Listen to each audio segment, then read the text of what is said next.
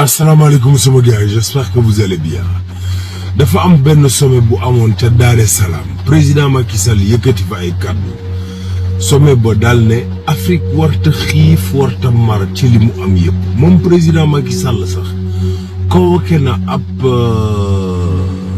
conférence ab réunion ci leaderu coalition Benno Bokk Yaakaar yi samedi bi 16h xeyna dañuy tan définitivement kan moy nek candidat bi Youssou Ndour dal wacc na ministère ba wacc coalition bi waat fekke ma ci boole dar ko Mamadou Ibra Kane sukk fi suufi sëñ Muntaxa ñaan ko ne ko dama bëggoon a nekk président Mamour Diallo nee na waa Tivaoune dinañ def lépp luñ mën ba Tivaoune du am benn toq inondation soble bi nee nañ dina wàññeeku waaye fi mu nekk nii de kilo bi ñaar téeméer lay jar ci biir réew mi xaw ma ndax wàññeeku bi nan lay de waaye daal nee nañ dina wàññeeku daal walay F24 ak Y'en a marre préfet nee na duñ fi manifester